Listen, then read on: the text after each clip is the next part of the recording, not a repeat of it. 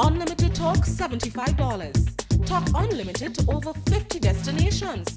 Unlimited talk to all local landlines. Landline to mobile 45 cents. Sign up now. Watch, talk, click.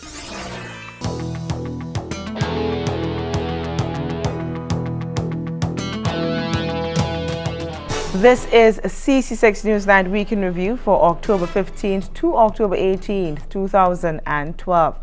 It was the week in which one of the largest resorts in the country closed its door, while another launched an exciting new wedding package. And the National Celebrations Committee called on people with first-hand experience of the October 19th, 1983 events to come forward and tell their stories. In sports, Spice Boys begin preparation for hosting CONCACAF matches next month.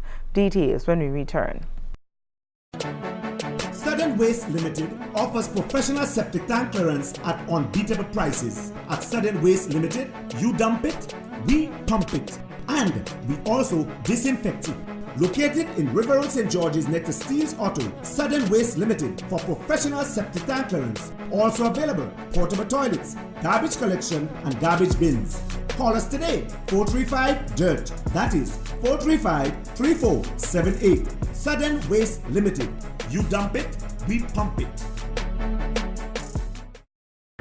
Unlimited talk $75. Talk unlimited to over 50 destinations. Unlimited talk to all local landlines.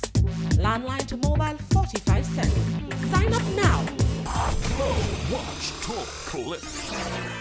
At Scotiabank, we offer a number of borrowing solutions to make home ownership work for you. It all starts with a conversation. For the right mortgage advice, come in and talk to us. Scotiabank. Discover what's possible.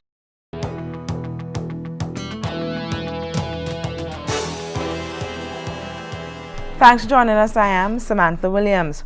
One of the largest resorts in Grenada on Monday closed its doors, leaving more than 200 workers staring down job losses. But the union representing the workers says there is more at stake, as the resort also has to deal with a lawsuit filed by some workers who were made redundant about 8 years ago. President General of Grenada Technical and Allied Workers Union, Senator Chester Humphrey, says he is very concerned about the closure of La Source Resort, as there is an outstanding legal matter between the parties that is now before the court. La Source Resort last week issued letters to staff notifying that the resort would be closing on Monday, and CC6 Newsnight learned that this was a result of a difficult financial situation. Speaking with reporters at his office in St. George's on Tuesday, Senator Humphrey says a trial date was recently set for April next year to settle a dispute which arose in 2004 after Hurricane Ivan. We have a case pending in the court right now for just under 100 workers, and we are concerned about this latest development. It would mean, now that Liberty Club seems to have lost its property, there's a very real possibility that even if we win the case, there may be no money available to compensate the workers. While the hotel was closed after the hurricane, Mr. Humphrey says he had several meetings with the owner, Leon Taylor of Liberty Club, to decide on the best way forward for the staff. We made an arrangement, and in fact, we decided to suspend certain aspects of the collective agreement. Then all of a sudden, Mr. Taylor announced that he is going to be retrenching all the workers. We advised Mr. Taylor against retrenching the employees. We said, Mr. Taylor, if you retrench the employees, then severance compensation will arise.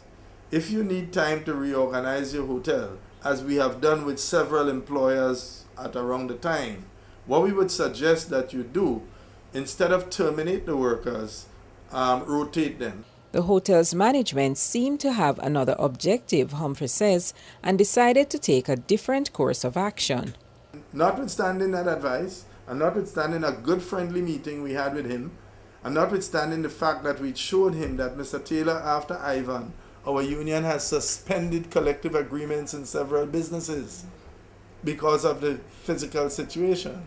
He said to me that he was proceeding to retrench the workers and that he was awaiting his insurance compensation claim. And once he receives the insurance compensation claim, he will then pay the severance pay.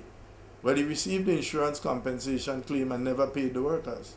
And some workers at that time had 10 and X plus years of service to the company. So as a result, we sued. Since the closure of the hotel on Monday, Humphrey says the union has issued fresh instructions to its lawyer to ensure that if judgment is handed down in their favor, the hotel will have money to meet its obligation.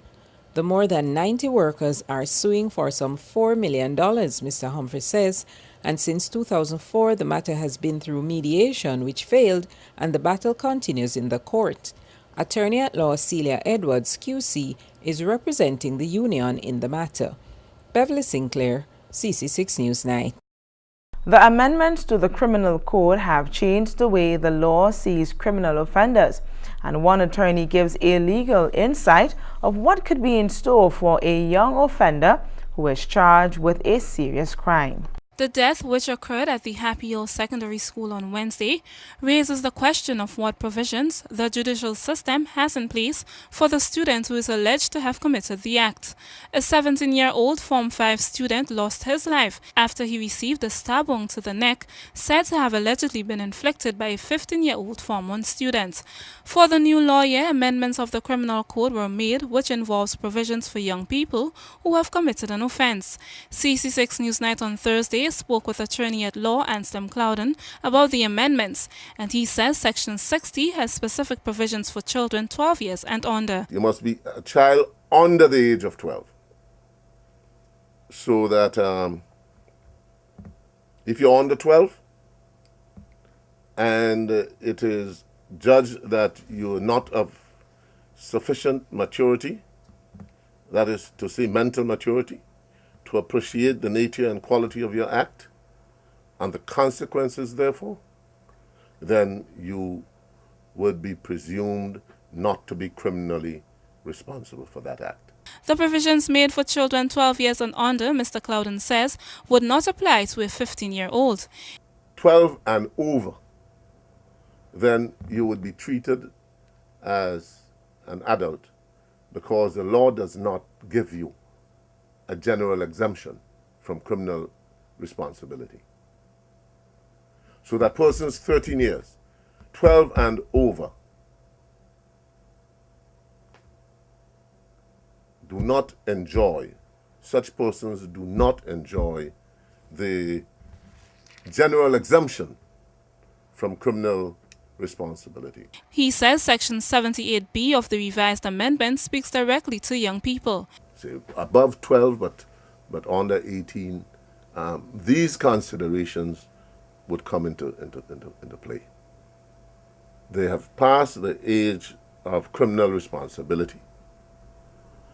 But in the court's view, having regard to the factual matrix of the case, can either sentence that person to community service, so their educational pursuits would not be unduly interrupted, or they could be given a suspended sentence.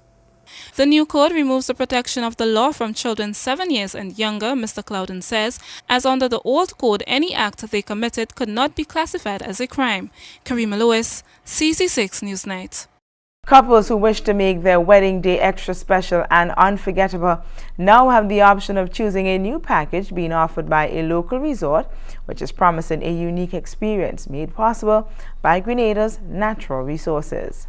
With nothing but bad news for the tourism sector in recent months, one resort is creating waves with a new product that has been added to its vacation package. Flamboyant Hotel is now offering Romance on the Reef, a wedding package where the ceremony takes place underwater. Sales and marketing manager at the resort, Randall Dolan, says the new package is part of the resort's effort to maximize the limited resources available for marketing Grenada, which has some of the best dive sites in the Caribbean.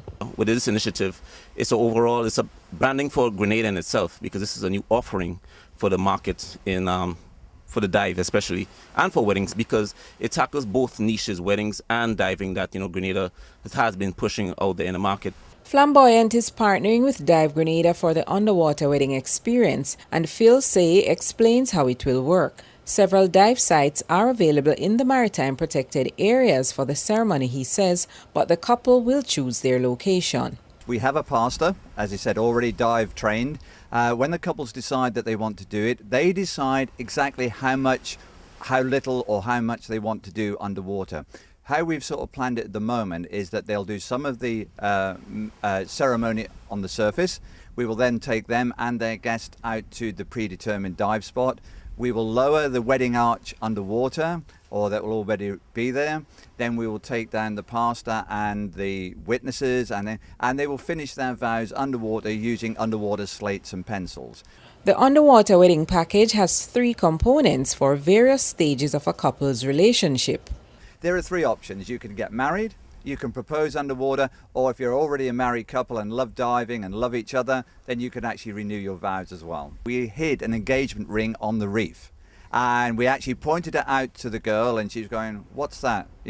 So we took her to it, and she opened it, and her engagement ring was inside it. And the excitement on this girl's face was just priceless. Yeah. Dolan says people in the sector have to be creative, and the hotel also has another initiative to attract visitors from neighboring Trinidad and Tobago. So we partnered with TV6 to do this in this initiative, where they have something that they could give back to their viewers. And we have a product that we could actually sell that's in demand in Trinidad. So we partnered with them in collaboration, where there's a Twitter competition, and you tweet the name of that song every morning, and the person who have the most wins at the end of that competition wins a Flamboyant Grenada vacation. Beverly Sinclair, CC6 News Night. When we return, volunteer teacher hoping to make tourism a viable industry for the next generation. Only one dishwashing liquid can do the job. Quicks is the expert in taking out the toughest grease easily. You know you can trust it. Quicks cuts grease better, full stop. GTM wishes to advise its customers of its new toll-free office and fax numbers for our local offices. You can contact us at 800-4GTM. That is 800-4486. Alternatively, we can be contacted on telephone numbers 232-2351, 232-6456, or 232-0920. GTM, solid, reliable. Superior one-on-one customer service. Phenomenal products customized to your individual style and need. Fast and efficient service are all attributes that have made St. Louis the leading manufacturers of windows and doors for over 30 years in St. Lucia. And we are now pleased to extend our services to you. Try our new single-hung windows, which can be tilted for easy cleaning. Our famous casement windows, which locks with keys for added security. Our gliders, projected aluminum and heavy sliding windows, sliding and commercial doors, commercial shop fronts, and more. Visit us today, building number 19 Frequente Industrial Park, St. George's, or call us at 439-6538. Hey, I was just thinking about you, What do you look like? Well, Bill, so what do you look like? I'm a bit of a looker. I'm a decent cook. And I'm really tidy. So what are you wearing?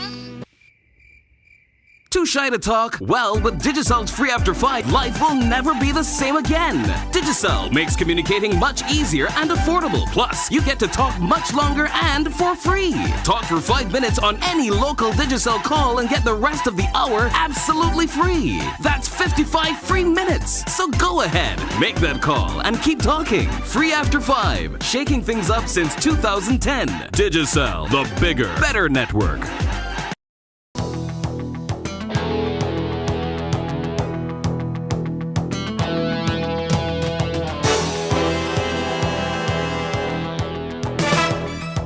Welcome back. Grenada's current difficult economic situation can be attributed to poor choices by the current administration, is the view of one senator who compares Grenada foreign policy to other countries in the region, which he says are doing much better.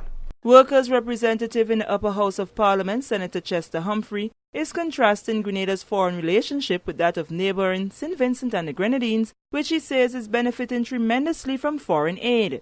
Speaking with reporters at his St. George's office recently, Senator Humphrey says the neighboring island has been able to access aid for massive capital projects as a result of pursuing an aggressive foreign policy. St. Vincent and Grenada have by and large the same economy. As a matter of fact, the economy of Grenada is much more diversified. Granted, we didn't have the two shocks of St. Vincent didn't have the two shocks of Ivan, but notwithstanding that, there's a massive capital project ongoing in St. Vincent. The building of the new international airport. Dr. Ralph Gonzalez has built 2 international airports during his term. The jet airport in Kanawan and the international airport now that is being built in Argyle. The current administration, Mr. Humphrey says, is guilty of pursuing policies which are outdated, while the St. Vincent government has adopted a model that has proven successful. By a foreign policy that is activist, that is progressive, that is devoid of all ideological baggage, right? He's going to the Middle East now.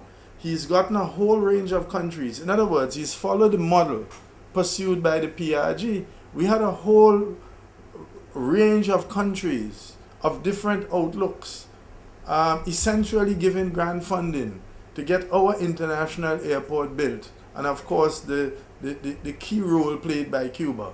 He's repeated this model almost 30 years later and is succeeding. Other countries in the region have also changed the focus of their foreign policy, the senator says, and are enjoying the rewards. There's a major capital work unfolding in Antigua.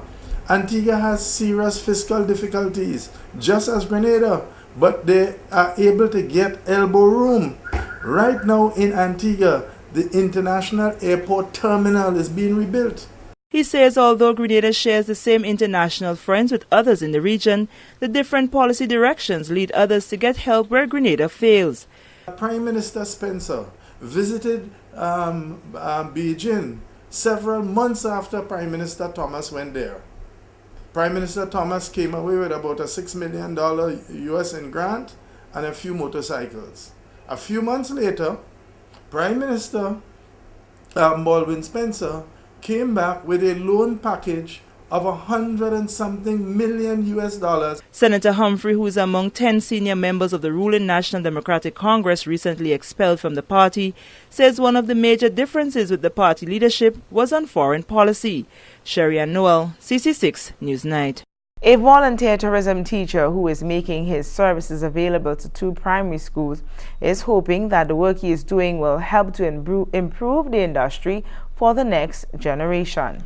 After more than a year since implementation, the initiative of tourism in schools is going well for one of the teachers.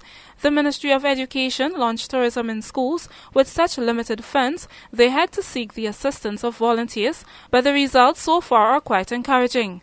President of the Grenada Hotel and Tourism Association, Russ Fielden, is one of the volunteers, and he teaches at the Vendome RC and Caliste government schools.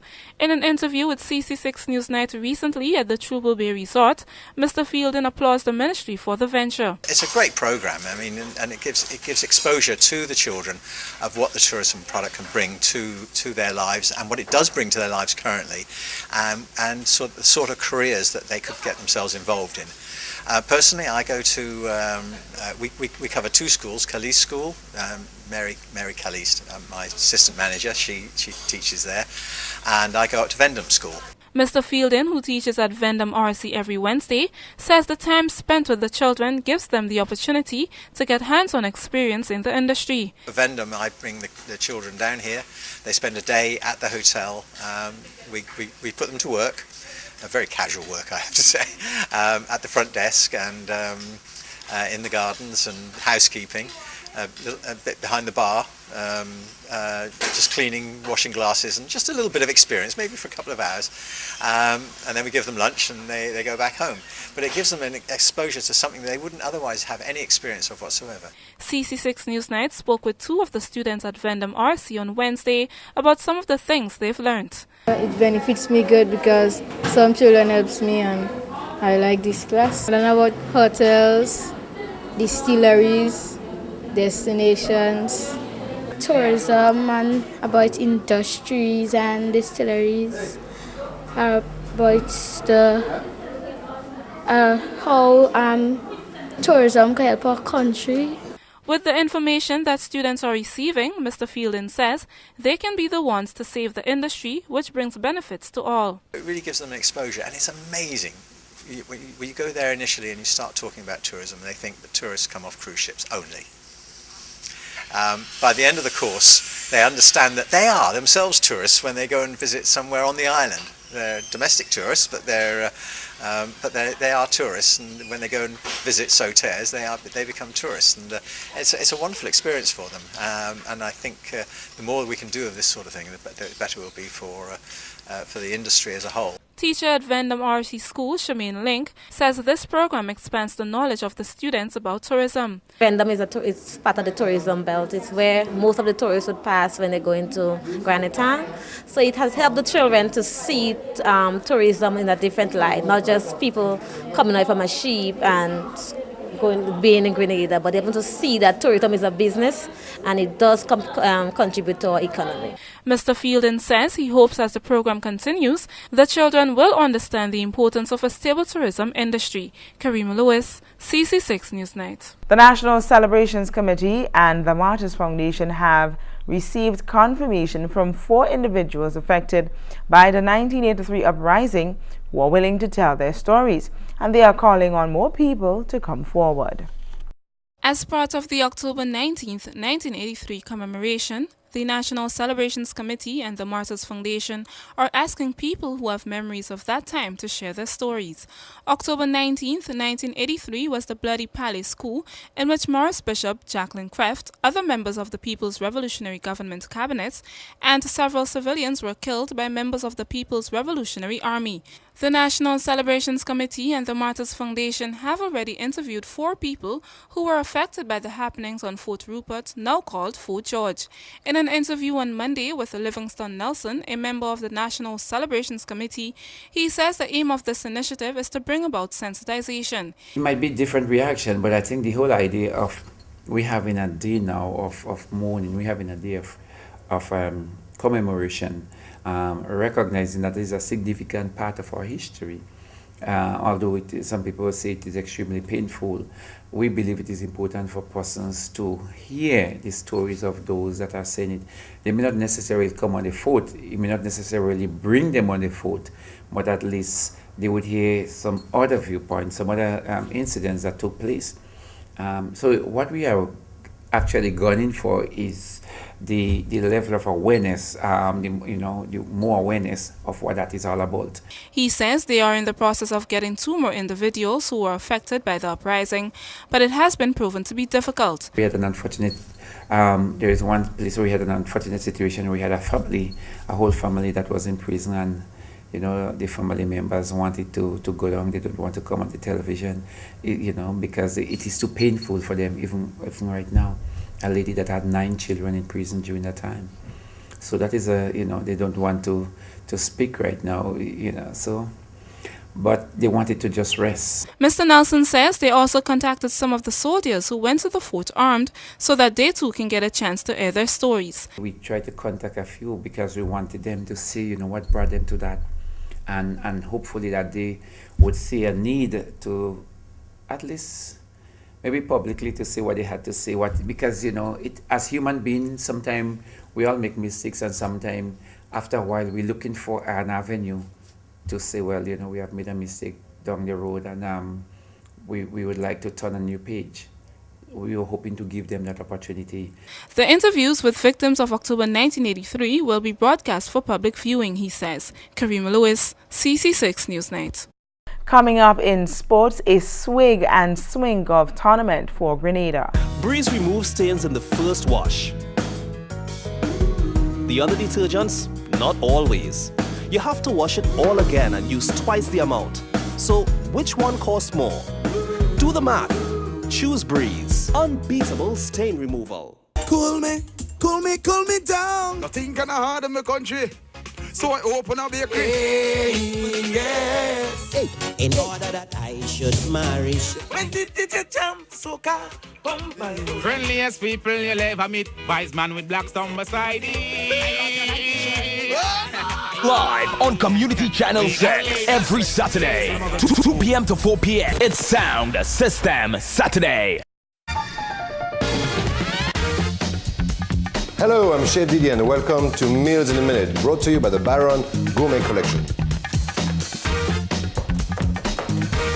Today we join Chef Didier on a culinary trip to China for a delicious sweet and sour chicken stir fry. We start by simply branding a chicken breast in a hot pan with a little bit of oil.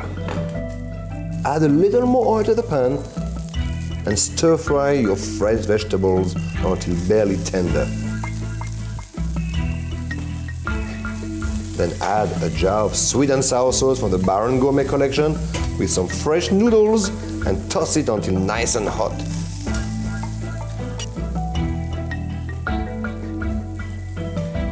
And now you are ready to enjoy your sweet and sour stir fry. We hope we can inspire your next meal in minutes with the Baron Gourmet Collection. Baron, we make food tasty. Welcome back. We kick off with football and a look at the Spice Boys' preparation for the hosting of CONCACAF Gold Cup matches. Plans are well underway for Grenada's hosting of Group 6 of the Caribbean Cup, with hopes of advancing to the CONCACAF Gold Cup for the third time. The Spice Boys are ensuring that they are ready to take on their competitors with intense training every Monday, Wednesday and Friday.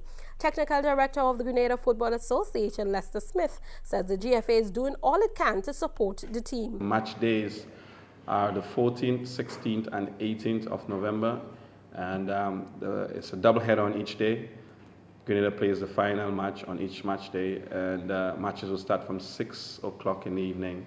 That's the first match. The second match will start at 8 o'clock. I can tell you that we've been meeting with stakeholders. We've been drawing whatever support that we can from outside there in terms of helping us promote the game, and to see how well we can support Team Grenada. It's Grenada's third time at giving it a shot at the CONCACAF Gold Cup. Now, the CONCACAF Gold Cup is the tournament that is just under the FIFA World Cup for us. So we've made it twice to the Gold Cup. I think, in the long term, we certainly have to look towards, being with the likes of Jamaica and Trinidad, making it to a World Cup. GFA's president, Chenny Joseph, says he is satisfied with the level football has reached in Grenada. Football in Grenada is really taking the direction it needs to take. What we most importantly want to make sure is that we have unity in camp.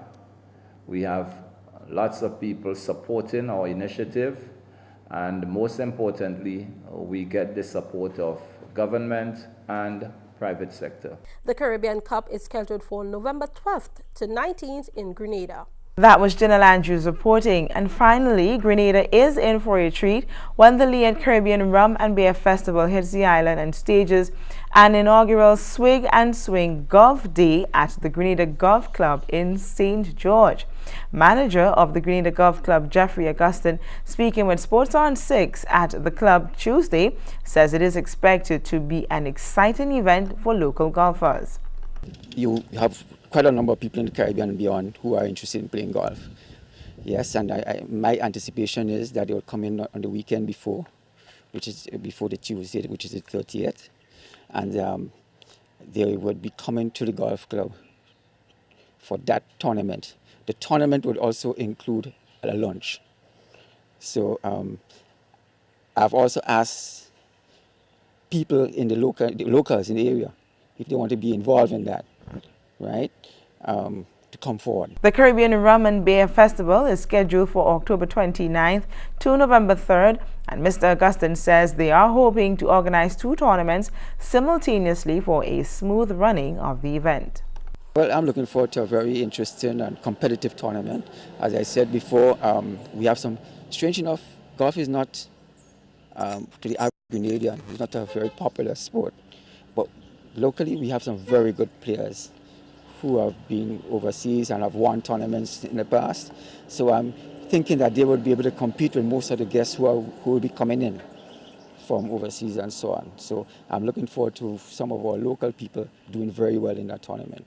Augustine says they are expecting approximately 100 participants for the inaugural staging of the festival.